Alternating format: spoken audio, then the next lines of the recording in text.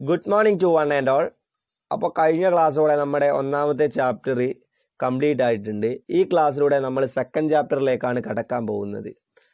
IFRS converged Indian accounting standards. നമുക്ക് പഠിക്കാനുള്ള സൗകര്യാർത്ഥം നമ്മൾ ഈ ക്ലാസ്സിനെ 4ആയിട്ട് തരംതിരിക്കുന്നുണ്ട്. First part is concept of IND-AS, second part is accounting for inventories, third one definition of inventories, fourth and last one calculation of cost of inventories. So let's start. അപ്പോൾ ഈ കോർപ്പറേറ്റ് അക്കൗണ്ടിങ് നമ്മൾ ശ്രദ്ധിക്കേണ്ട കാര്യം എന്താണെന്ന് വെച്ചാൽ ഓരോ ചാപ്റ്ററിൻ്റെയും continuation ആണ് അടുത്ത ചാപ്റ്റർ. സോ എല്ലാ ചാപ്റ്ററും കൃത്യമായിട്ട് മനസ്സിലാക്കി വെക്കുക. So first one is concept of IND-AS. നമ്മൾ കഴിഞ്ഞ ചാപ്റ്ററിലെ പറയുന്ന കാര്യമാണ് IND-AS. സോ IND-AS എന്താണെന്ന് നമുക്കൊന്ന് പരിശോധിക്കാം. IND-AS are the new set of Indian accounting standards which incorporate the requirement of IFRS. Indian accounting standardsഉം IFRSഉം കമ്പൈൻ ചെയ്ത് ഉണ്ടായ പുതിയ അക്കൗണ്ടിങ് സ്റ്റാൻഡേർഡിനെയാണ് IND-AS എന്ന് പറയുന്നത്. അതായത് IFRS ഒരു രാജ്യത്തിന് ഉപയോഗിക്കാൻ വേണ്ടി 2 ഓപ്ഷൻസ് ആണുള്ളത്. First one IFRS adoption, second one IFRS convergence. അപ്പോൾ IFRS അഡോപ്ഷൻ എന്താണെന്ന് വെച്ചാൽ IFRS സ്റ്റാൻഡേർഡ്സ് ഒരു മാറ്റവും കൂടാതെ ഒരു രാജ്യം ഉപയോഗിക്കുകയാണെങ്കിൽ അതിന് IFRS അഡോപ്ഷൻ എന്ന് പറയാം. ഫോർ എക്സാമ്പിൾ യുണൈറ്റഡ് കിങ്ഡം അഥവാ UK, അവരുടെ കേസിൽ അവർ IFRS ഒരു മാറ്റവും കൂടാതെ ഉപയോഗിക്കുകയാണ്. അപ്പോൾ ഇന്ത്യൻ്റെ കേസ് ഏതാണ് നമുക്കൊന്ന് പരിശോധിക്കാം. Second one IFRS convergence. IFRS convergence എന്താണെന്ന് വെച്ചാൽ IFRSഉം നാഷണൽ അക്കൗണ്ടിങ് സ്റ്റാൻഡേർഡ്സും കമ്പൈൻ ചെയ്തുകൊണ്ടുള്ള അക്കൗണ്ടിങ് സ്റ്റാൻഡേർഡ്സ് ആണ് അവർ യൂസ് ചെയ്യുന്നതെങ്കിൽ അതിന് പറയുന്ന പേരാണ് IFRS കൺവേർജൻസ്. സോ ഇന്ത്യൻ്റെ കേസിൽ IFRS കൺവേർജൻസ് ആണ്. അതായത് ഇന്ത്യൻ അക്കൗണ്ടിങ് സ്റ്റാൻഡേർഡും IFRS സ്റ്റാൻഡേർഡും കൂടി കമ്പൈൻ ചെയ്ത് ഒരു പുതിയ അക്കൗണ്ടിങ് സ്റ്റാൻഡേർഡ് ഉണ്ടാക്കിയിട്ടുണ്ട്. സോ സിമ്പിളായിട്ട് പറഞ്ഞാൽ IFRS സ്റ്റാൻഡേർഡും ഇന്ത്യൻ അക്കൗണ്ടിങ് സ്റ്റാൻഡേർഡും കൂടി കമ്പൈൻ ചെയ്ത് ഉണ്ടാക്കിയ ആ പുതിയ സ്റ്റാൻഡേർഡിനെയാണ് IND-AS എന്ന് പറയുന്നത്. സോ IND-ASൻ്റെ ഭാഗം ക്ലിയറായി എന്ന് വിശ്വസിക്കുന്നു. Simply IND-AS is the Indianized version of IFRS, notified by Ministry of Corporate Affairs MCA on 25th February 2011. 2011 February 25 ministry of corporate affairs ആണ് IND-AS എന്ന് പറയുന്ന അക്കൗണ്ടിങ് സ്റ്റാൻഡേർഡ്സ് നോട്ടിഫൈ ചെയ്തത് അഥവാ ഇംപ്ലിമെൻറ്റ് ചെയ്യുന്നത്.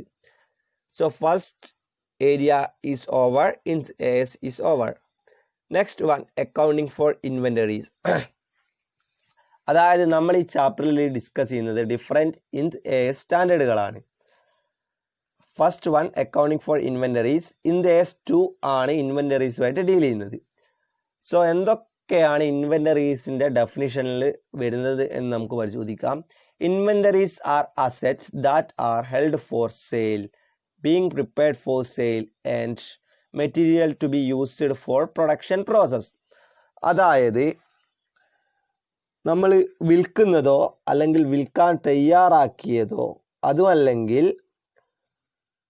പ്രൊഡക്ഷൻ പ്രോസസ്സിന് ഉപയോഗിക്കുന്ന മെറ്റീരിയൽസിനെയോ നമുക്ക് സിമ്പിളായിട്ട് ഇൻവെൻ്ററീസ് എന്ന് വിളിക്കാം. ഈ ഇൻവെൻ്ററീസിൻ്റെ ഡെഫിനിഷനിൽ ഉൾക്കൊള്ളുന്നത് എന്തെല്ലാമെന്ന് വെച്ചാൽ raw material, production supplies, work in progress, finished goods in saleable conditions. അതായത് ഇപ്പോൾ ഫോർ എക്സാമ്പിൾ ഒരു ഷുഗർ ഫാക്ടറി ആണെങ്കിൽ അവിടെയുള്ള റോ മെറ്റീരിയൽസ് അതായത് ഷുഗർ കെയിൻ ഇൻവെൻ്ററീൻ്റെ ഡെഫിനിഷനിൽ വരും. അതല്ലെങ്കിൽ വർക്ക് ഇൻ പ്രോഗ്രസ് എന്ന് വെച്ചാൽ ഇപ്പോൾ ഒരു ഇൻവെൻ്ററി പൂർണ്ണമായിട്ട് ഫൈനൽ ഗുഡ്സിലേക്ക് ആയിട്ടില്ല, അത് ഇൻ പ്രോഗ്രസ്സിലുള്ള സാധനമാണ്. അങ്ങനെയുള്ള കേസായാലും ഫിനിഷ്ഡ് ഗുഡ്സ് ആയാലും അത് ഇൻവെൻ്ററീസിൻ്റെ ഡെഫിനിഷനിലേക്ക് എത്തുന്നു. പിന്നെ ഇതിൽ ഏറ്റവും പ്രധാനമായി നമ്മൾ ഓർമ്മിക്കേണ്ട പോയിന്റ് എന്താണെന്ന് വെച്ചാൽ inventory may also include intangible asset that are being produced for resales. അതായത് ഇൻടാഞ്ചിബിൾ അസറ്റും കൂടി ഇൻവെൻ്ററീസിൻ്റെ ഡെഫിനിഷനിൽ വരുന്നുണ്ട്. അതായത് intangible asset that are being produced for resales. റീസെയിലിന് ഉപയോഗിക്കാൻ പറ്റിയ ഇൻടാഞ്ചിബിൾ അസറ്റ് ആണെങ്കിൽ പോലും അത് ഇൻവെൻ്ററീസിൻ്റെ ഡെഫിനിഷൻ്റെ ഉള്ളിൽ വരുന്നതാണ്. For example software. So inventories എന്താണ്? ഇൻവെൻ്ററീസിൻ്റെ ഡെഫിനിഷനിൽ വരുന്ന കാര്യങ്ങൾ raw materials, work in progress, finished goods. Intangible asset റീസെയിലിന് പറ്റുമെങ്കിൽ അതും കൂടി ഇൻവെൻ്ററീസിൻ്റെ ഡെഫിനിഷനിൽ വരുന്നുണ്ട്. ഉദാഹരണമായിട്ട് പറയുന്നത് സോഫ്റ്റ്വെയർ ആണ്. സോ ഈ ഇൻഡേസ് 2 എന്ന് പറയുന്നത് എല്ലാ ഇൻവെൻ്ററീസിൻ്റെ കേസിലും നമുക്ക് ഉപയോഗിക്കാൻ പറ്റൂല. സോ ഉപയോഗിക്കാൻ പറ്റാത്തത് എക്സെപ്ഷൻസ് ഓഫ് ദിസ് സ്റ്റാൻഡേർഡ്സ് ഏതൊക്കെയാണ് നമുക്ക് പരിശോധിക്കാം. അതായത് ചില ഇൻവെൻ്ററീസിൻ്റെ കേസിൽ ഈ ഇൻഡേസ് 2 അപ്ലിക്കബിൾ അല്ല. ഏതൊക്കെയാണ് നമുക്ക് പരിശോധിക്കാം. First one, work in progress under A construction contract. നമ്മൾ നേരത്തെ ഒരു കാര്യം പറയുകയുണ്ടായി, വർക്ക് ഇൻ പ്രോഗ്രസ് ഇൻവെൻ്ററീസിൻ്റെ ഉള്ളിൽ വരുന്നു, അതായത് ഇൻഡേസ് 2ൻ്റെ ഉള്ളിൽ വരുന്നുണ്ട് എന്നുള്ള കാര്യം. പക്ഷേ കൺസ്ട്രക്ഷൻ കോൺട്രാക്റ്റിൻ്റെ കീഴിലുള്ള വർക്ക് ഇൻ പ്രോഗ്രസ് ഇൻഡേസ് 2ലല്ല വരുന്നത്. അത് ഡീല് ചെയ്യുന്നത് ഇൻഡേസ് 11, അതായത് കൺസ്ട്രക്ഷൻ കോൺട്രാക്റ്റിനൊരു സെപ്പറേറ്റ് ഇന്ത്യൻ അക്കൗണ്ടിങ് സ്റ്റാൻഡേർഡ് ഉണ്ട്. സോ ഇൻഡേസ് 11 വരുന്നത് കൺസ്ട്രക്ഷൻ കോൺട്രാക്റ്റിൻ്റെ കേസിലാണ്. സോ കൺസ്ട്രക്ഷൻ കോൺട്രാക്റ്റിൻ്റെ വർക്ക് ഇൻ പ്രോഗ്രസ് ഇൻഡേസ് 2വിൽ ഉൾപ്പെടുന്നില്ല. Second one, financial instruments, example shares, debentures. Financial ഇൻസ്ട്രുമെൻറ്റിൻ്റെ കേസാണെങ്കിലും അത് ഈ ഇൻവെൻ്ററീൻ്റെ കേസിൽ വരുന്നില്ല. അത് വരുന്നത് ഇൻഡേസ് 32 ഫിനാൻഷ്യൽ ഇൻസ്ട്രുമെൻ്റ് എന്ന് പറഞ്ഞ ഒരു സെപ്പറേറ്റ് അക്കൗണ്ടിങ് സ്റ്റാൻഡേർഡ്സ് ഉണ്ട്. Third one, biological asset related to agricultural activity and agricultural produce that at the point of harvest. So biological asset ആണെങ്കിൽ ഈ ഇൻവെൻ്ററീൻ്റെ കേസിലേക്ക് വരുന്നില്ല. അത് ഡീൽ ചെയ്യാൻ സെപ്പറേറ്റ് ഒരു അക്കൗണ്ടിങ് സ്റ്റാൻഡേർഡ് ഉണ്ട്, ഇൻഡേസ് 41. സോ ഇപ്പം നമ്മൾ ഡിസ്കസ് ചെയ്ത കാര്യം എന്തൊക്കെയാണെന്ന് വെച്ചാൽ, അക്കൗണ്ടിങ് ഫോർ ഇൻവെൻ്ററീസ് അഥവാ ഇൻഡേസ് 2വിൻ്റെ ഉള്ളിൽ വരാത്ത കാര്യങ്ങൾ അല്ലെങ്കിൽ ഇൻഡേസ് 2വിൻ്റെ എക്സെപ്ഷൻസ് ആണ് നമ്മൾ ഡിസ്കസ് ചെയ്തത്. First one, work in progress under A construction contract. Second area is financial instruments. Third one, biological asset. So ഈ പറഞ്ഞ 3 കാര്യങ്ങളും ഇൻഡേസ് 2 അഥവാ അക്കൗണ്ടിങ് ഫോർ ഇൻവെൻ്ററീസിൻ്റെ ഉള്ളിൽ വരുന്നില്ല. സോ കൃത്യമായിട്ട് മനസ്സിലാക്കുക, എക്സാമിന് ചോദിക്കാൻ ചാൻസുള്ള ഒരു ഏരിയ ആണ്. എന്താണ് ഇൻഡേസ് 2, അതിൻ്റെ എക്സെപ്ഷൻസ് ഏതൊക്കെയാണെന്നും ചോദിക്കാനുള്ള ചാൻസ് ഉണ്ട്. സോ വ്യക്തമായിട്ട് മനസ്സിലാക്കി വെക്കുക. Next area, calculation of cost of inventories. അതായത് നമ്മളിപ്പോൾ ഈ ഇൻഡേസ് 2 പഠിക്കുന്നത് എന്താണെന്ന് വെച്ചാൽ, ഈ ഇൻവെൻ്ററീസ് ഒക്കെ എങ്ങനെയാണ് ട്രീറ്റ് ചെയ്യുക, എങ്ങനെയൊക്കെയാണ് ബുക്സ് ഓഫ് അക്കൗണ്ടിലേക്ക് റെക്കോർഡ് ചെയ്യുക, അല്ലെങ്കിൽ അതിൻ്റെ കോസ്റ്റ് എങ്ങനെയൊക്കെയാണ് റെക്കോർഡ് ചെയ്യുക എന്നുള്ള കാര്യങ്ങൾ പഠിക്കാൻ വേണ്ടിയിട്ടാണ് നമ്മൾ ഈ separate accounting standards, accounting for inventories പഠിക്കുന്നത്. So calculation of cost of inventories എന്തൊക്കെ വരുന്നു എന്ന് നമുക്കൊന്ന് പരിശോധിക്കാം. The cost of inventory comprises of cost of purchase. അതായത് നമ്മൾ ഒരു ഇൻവെൻ്ററി വാങ്ങുകയാണെങ്കിൽ അതിൻ്റെ cost. Second one, cost of conversion. Cost of conversion എന്താണെന്ന് വെച്ചാൽ, റോ മെറ്റീരിയൽസിനെ ഫിനിഷ്ഡ് ഗുഡ്സിലേക്ക് കൺവേർട്ട് ചെയ്യാൻ നമുക്ക് ചിലവാകുന്ന കോസ്റ്റിനെയാണ് കോസ്റ്റ് ഓഫ് കൺവേർഷൻ എന്ന് പറയുന്നത്. Third one, other cost incurred in bringing the inventories to their present location and conditions. So cost of ഇൻവെൻ്ററിയിൽ ഉൾപ്പെടുന്നത് cost of purchase, cost of conversion. Third one, other cost incurred in bringing the inventories. So നമുക്ക് ഒരു ഉദാഹരണം എടുത്ത് ഇത് പരിശോധിക്കാം. നമുക്കിപ്പോൾ ഒരു ഓർഗനൈസേഷനെ സംബന്ധിച്ച് എന്ത് ചെയ്യണം, ഒരു മെഷീനറി വാങ്ങണം. ഒരു മെഷീനറി വാങ്ങുകയാണെങ്കിൽ 3 ലക്ഷം രൂപയ്ക്കാണ് ആ ഒരു മെഷീനറി വാങ്ങുന്നതെങ്കിൽ അതാണ് അതിൻ്റെ കോസ്റ്റ് ഓഫ് പർച്ചേസ് എന്ന് പറയുന്നത്. അതിൻ്റെ സാധാരണ മെഷീനറിക്ക് കൺവേർഷൻ കോസ്റ്റ് ഉണ്ടാവില്ല. തേർഡ് ഇയിലേക്ക് വരുമ്പോൾ നമ്മളിപ്പോൾ അതിൻ്റെ കേരേജ് കോസ്റ്റാണ് തേർഡിലേക്ക് വരുന്നത്. അതായത് ഇൻവെൻ്ററീസ് കേരേജ് ചെയ്യാനുള്ള കോസ്റ്റ് 5000 രൂപയുണ്ടെങ്കിൽ ടോട്ടൽ ഇൻവെൻ്ററിൻ്റെ കോസ്റ്റ് 3 lakh + 5,000 ആണ് വരുന്നത്. So calculation of cost of inventories വ്യക്തമായെന്ന് വിശ്വസിക്കുന്നു. ഇതിൻ്റെ പ്രോബ്ലം പാർട്ടിലേക്ക് നമ്മൾ അടുത്തതായിട്ട് പോകുന്നതാണ്. സോ നമ്മളിവിടെ ഇപ്പോൾ ആദ്യം ഡിസ്കസ് ചെയ്യുന്നത് കോസ്റ്റ് ഓഫ് പർച്ചേസ് എങ്ങനെയാണ് കാണുക എന്നുള്ളതാണ്. അതിൻ്റെ തിയററ്റിക്കൽ ആസ്പെക്ട്സിലേക്ക് നമുക്കൊന്ന് കടക്കാം. The cost of purchase of inventories shall include purchase price. So cost of purchase of ഇൻവെൻ്ററീസിൽ ആദ്യം വരുന്ന കാര്യം പർച്ചേസ് പ്രൈസ് ആണ്. Second, import duties and other taxes. കൂടാതെ നമ്മളിപ്പോൾ ഒരു ഇൻവെൻ്ററി പർച്ചേസ് ചെയ്യുകയാണെങ്കിൽ എന്തെങ്കിലും ടാക്സോ അല്ലെങ്കിൽ ഡ്യൂട്ടീസോ ഉണ്ടെങ്കിൽ അതും കൂടി കോസ്റ്റ് ഓഫ് പർച്ചേസിൽ വരും. ഇപ്പോൾ ഫോർ എക്സാമ്പിൾ നമുക്ക് എന്തെങ്കിലും കാര്യം ടാക്സ് അതോറിറ്റിയിൽ നിന്ന് റിക്കവർ ചെയ്യാൻ പറ്റുമെങ്കിൽ അത് ഇതിൽ ഉൾപ്പെടുന്നില്ല. ഫോർ എക്സാമ്പിൾ നമുക്ക് GST റിട്ടേൺ കിട്ടാനുണ്ട്. GST റിട്ടേൺ കിട്ടാനുണ്ടെങ്കിൽ അത് ഇമ്പോർട്ട് ഡ്യൂട്ടീസ് ആൻഡ് അതർ ടാക്സസിൽ ഉൾപ്പെടുന്നില്ല. Third one, transport cost, carriage inward and freight. Fourth one, handling cost. Fifth, other cost directly attributable to the acquisition of finished goods, materials and service. അതായത് cost of പർച്ചേസിൽ ഉൾപ്പെടുന്ന cost of purchase calculate ചെയ്യാൻ വേണ്ടി നമുക്ക് ആവശ്യമായിട്ടുള്ള കാര്യം ഒന്ന് purchase price, purchase price. Second one, import duties and other taxes. Third one, transport കോസ്റ്റിൽ വരുന്നത് carriage inward and freight. Fourth one, handling cost. അതായത് നമുക്കൊരു ഇൻവെൻ്ററി ഡീല് ചെയ്യാൻ ആവശ്യമായ കോസ്റ്റിലാണ് ഹാൻഡ്ലിംഗ് കോസ്റ്റ് എന്ന് പറയുന്നത്. Fifth one, other cost. So ഈ കാര്യങ്ങൾ എല്ലാം കിട്ടിക്കഴിഞ്ഞാൽ നമുക്ക് എന്ത് ചെയ്യാം, കോസ്റ്റ് ഓഫ് പർച്ചേസ് കാൽക്കുലേറ്റ് ചെയ്യാം. സോ അടുത്തതായിട്ട് നമ്മൾ കടക്കുന്നത് കോസ്റ്റ് ഓഫ് പർച്ചേസ് കാൽക്കുലേറ്റ് ചെയ്യുന്ന ഒരു പ്രോബ്ലത്തിലേക്കാണ്. നമുക്കതൊന്ന് പരിശോധിക്കാം. Illustration first. Malabar textiles is A trading company dealing in textiles. It incurred the following expenses for the purchase of textiles from New India Textiles. Amount paid to suppliers 2,25,300. Transportation charge 14,500. GST 5%. The purchase bill shows a value of rupees 2,42,000 because New India Textiles allowed a special trade discount of 5%. New India Textiles also allowed a cash discount of 2% for prompt payment. Calculate cost of purchase. അതായത് ഇവിടെ നമ്മളോട് കാണാൻ പറയുന്നത് cost of purchase ആണ്. അപ്പോൾ cost of purchase കാണാൻ വേണ്ട കാര്യങ്ങൾ പർച്ചേസ് പ്രൈസ് ഉണ്ട്. പർച്ചേസ് പ്രൈസ് കോസ്റ്റിൽ തന്നിട്ടുണ്ട്. പർച്ചേസ് പ്രൈസ് 2,42,000 ആണ്. Purchase bill shows a value of rupees 2,42,000. So അത് വായിച്ചാൽ തന്നെ നമുക്ക് മനസ്സിലാവും അതാണ് പർച്ചേസ് പ്രൈസ് എന്നുള്ളത്. സെക്കൻഡ് പറയുന്നത് import duties and other taxes.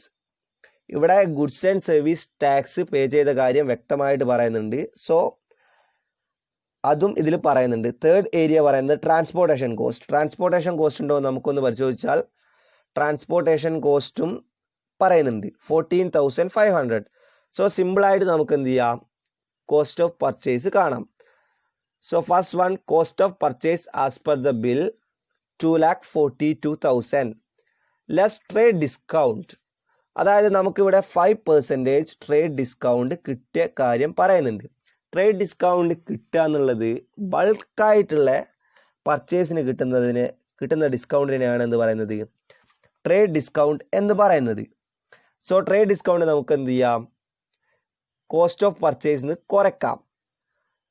So 2,42,000 minus 12,100 is equal to 2,29,900. So ഇവിടെ ക്യാഷ് ഡിസ്കൗണ്ടിൻ്റെ ഒരു കാര്യം പറയുന്നുണ്ട്. നമ്മൾ ട്രേഡ് ഡിസ്കൗണ്ട് കൺസിഡർ ചെയ്തിട്ടുണ്ട്. അതായത് കോസ്റ്റ് ഓഫ് പർച്ചേസ് എന്ന് പറയുന്നത് 2,42,000 ആണ്. അതിൽ നിന്ന് ട്രേഡ് ഡിസ്കൗണ്ട് 5%. അതായത് 2,42,000 5% 12,100 നമ്മൾ കുറച്ചിട്ടുണ്ട്. ക്യാഷ് ഡിസ്കൗണ്ട് കോസ്റ്റിലെ ക്യാഷ് ഡിസ്കൗണ്ട് പറഞ്ഞിട്ടുണ്ട്. സോ സ്വാഭാവികമായിട്ടും ഉള്ള ഒരു ചോദ്യമാണ് ക്യാഷ് ഡിസ്കൗണ്ട് നമ്മൾ കൺസിഡർ ചെയ്യണോ. അതായത് ക്വസ്റ്റ്യനിൽ പറഞ്ഞിട്ടുണ്ട് new India textiles also allowed a cash discount of 2% for prompt payment. So cash discount കുറയ്ക്കണ്ട എന്നാണ് പറയുന്നത്. കാരണം എന്താണെന്ന് വെച്ചാൽ ക്യാഷ് ഡിസ്കൗണ്ട് ഒരിക്കലും പർച്ചേസിന് കിട്ടുന്നതല്ല. നമ്മൾ കൃത്യമായുള്ള പേയ്മെൻറ്റ് സപ്ലയേഴ്സിന് അല്ലെങ്കിൽ നമ്മൾ എവിടുന്നാണ് ഇൻവെൻ്ററി ഹയർ ചെയ്തതെന്ന് വെച്ചാൽ അവർക്ക് കൊടുക്കുമ്പോഴാണ് എന്ത് ക്യാഷ് ഡിസ്കൗണ്ട് കിട്ടുന്നത്. സോ ക്യാഷ് ഡിസ്കൗണ്ട് ഇവിടെ കൺസിഡർ ചെയ്യേണ്ട. Cost of purchase as per the bill 2,42,000 less trade discount 12,100. അപ്പോൾ ക്യാഷ് ഡിസ്കൗണ്ട് തന്നത് എന്തിനാന്ന് വെച്ചാൽ നമ്മളെ ഒന്ന് കൺഫ്യൂഷൻ ആക്കാൻ വേണ്ടിയിട്ടാണ് ക്യാഷ് ഡിസ്കൗണ്ട് എന്ന് പറഞ്ഞ ഒരു ഫാക്ടർ തന്നത്. സോ 2,29,900 കിട്ടും. കോസ്റ്റ് ഓഫ് പർച്ചേസിന് ട്രേഡ് ഡിസ്കൗണ്ട് കുറയ്ക്കുന്നു. പിന്നെ നമ്മൾ നേരത്തെ പറഞ്ഞ കാര്യം എന്ന് വെച്ചാൽ ടാക്സസ് എന്തെങ്കിലും ഉണ്ടെങ്കിൽ എന്ത് ചെയ്യുക, കുറയ്ക്കണം എന്ന് പറയുന്നുണ്ട്. So 5% goods and service tax പറയുന്നുണ്ട്. സോ 2,29,900 2,29,900 5% 11,495 അത് ആഡ് ചെയ്യുക. കൂടാതെ ട്രാൻസ്പോർട്ടേഷൻ കോസ്റ്റ് 14,500 കോസ്റ്റിൽ തന്നെ ഡയറക്റ്റ് ആയിട്ട് തന്ന കാര്യമാണ്, അതും കൂടി ആഡ് ചെയ്യുക. സോ ഇതെല്ലാം കൂടി ആഡ് ചെയ്താൽ നമുക്ക് കോസ്റ്റ് ഓഫ് പർച്ചേസ് 2,55,895 രൂപ കിട്ടും. സോ കോസ്റ്റ് ഓഫ് പർച്ചേസ് എങ്ങനെയാണ് കാണുക എന്നുള്ളത് ഒന്നുകൂടി ഓർമ്മിക്കുക. ആദ്യം പർച്ചേസ് പ്രൈസിൻ്റെ കൂടെ എന്തെങ്കിലും ഡ്യൂട്ടീസോ ടാക്സസോ ഉണ്ടെങ്കിൽ അത് ആഡ് ചെയ്യുക. ട്രാൻസ്പോർട്ടേഷൻ കോസ്റ്റ് ഉണ്ടെങ്കിൽ അത് ആഡ് ചെയ്യുക. പിന്നെ handling cost and other cost. പക്ഷേ ഈ ക്വസ്റ്റ്യനിൽ ആകെ പറഞ്ഞിട്ടുള്ളത് ട്രാൻസ്പോർട്ടേഷൻ കോസ്റ്റും ഗുഡ്സ് ആൻഡ് സർവീസ് ടാക്സുമാണ്. കൂടാതെ നമുക്കൊരു കൺഫ്യൂഷൻ ആക്കാൻ വേണ്ടിയിട്ട് ക്യാഷ് ഡിസ്കൗണ്ടും ട്രേഡ് ഡിസ്കൗണ്ടും തന്നിട്ടുമുണ്ട്. സോ ക്യാഷ് ഡിസ്കൗണ്ട് നമ്മൾ കൺസിഡർ ചെയ്യേണ്ട കാര്യമില്ല. നമുക്ക് ഒന്നുകൂടി ചെയ്ത കാര്യങ്ങൾ ഒന്നുകൂടി റിവൈൻഡ് ചെയ്ത് നോക്കാം. First cost of purchase as per the bill 2,42,000. അതിൽ നിന്ന് ട്രേഡ് ഡിസ്കൗണ്ട് 5% കുറയ്ക്കുക. അതായത് 2,42,000 കുറക്കണം 12,100, 2,29,900.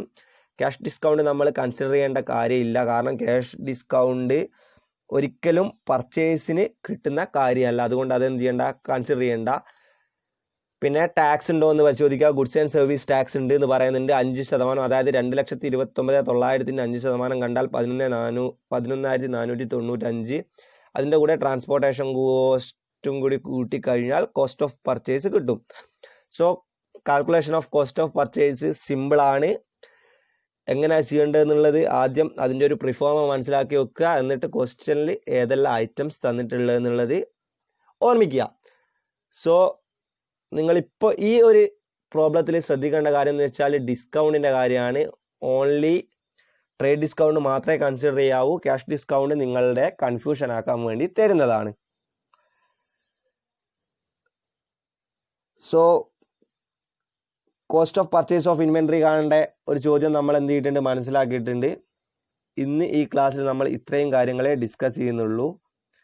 സോ ഈ ക്ലാസ്സിൽ ഡിസ്കസ് ചെയ്തത് ഒന്നുകൂടി റിവൈൻഡ് ചെയ്ത് നോക്കാം. First one, accounting of inventories. അതിനു മുമ്പ് നമ്മൾ എന്ത് ഡിസ്കസ് ചെയ്തിട്ടുണ്ട്, ഇൻഡേസ് എന്താണെന്നുള്ള കാര്യം ഡിസ്കസ് ചെയ്തു. അതായത് ഇന്ത്യനൈസ്ഡ് വേർഷൻ ഓഫ് IFRSനെയാണ് ഇൻഡേസ് എന്ന് പറയുന്നത്. പിന്നെ പഠിച്ചത് അക്കൗണ്ടിങ് ഓഫ് ഇൻവെൻ്ററി എന്താണെന്നുള്ള കാര്യം നമ്മൾ പരിശോധിച്ചു. ഇൻവെൻ്ററീസിൽ റോ മെറ്റീരിയൽസ് വരുന്നുണ്ട്, വർക്ക് ഇൻ പ്രോഗ്രസ് വരുന്നുണ്ട്, ഫിനിഷ്ഡ് ഗുഡ്സ് വരുന്നുണ്ട്. അടുത്തതായിട്ട് നമ്മൾ പഠിച്ചത് calculation of cost of purchase പഠിച്ചു. അതായത് എങ്ങനെയാണ് കോസ്റ്റ് ഓഫ് പർച്ചേസ് കൺസിഡർ ചെയ്യണമെന്നുള്ള ഇമ്പോർട്ടൻ്റ് ഏരിയ ആണ്. Purchase price, import duties, transportation cost, handling cost എല്ലാം കൂടി കൂട്ടിക്കഴിഞ്ഞാൽ നമുക്ക് എന്ത് കിട്ടും, പർച്ചേസ് പ്രൈസ് കിട്ടും. ഒരു ഇല്ലിസ്ട്രേഷനും നമ്മൾ എന്ത് ചെയ്തിട്ടുണ്ട്, ഡിസ്കസ് ചെയ്തിട്ടുണ്ട്. സോ ഇത്രയും കാര്യങ്ങളെ ഇന്ന് ഡിസ്കസ് ചെയ്യുന്നുള്ളൂ. എന്തെങ്കിലും സംശയങ്ങളോ കാര്യങ്ങളോ ഉണ്ടെങ്കിൽ നിങ്ങൾക്ക് ധൈര്യമായിട്ട് ചോദിക്കാം. നമുക്ക് വാട്സപ്പ് ഗ്രൂപ്പ് വഴിയുള്ള ഒരു ഇൻട്രാക്ഷനും നടത്താം. Thank you.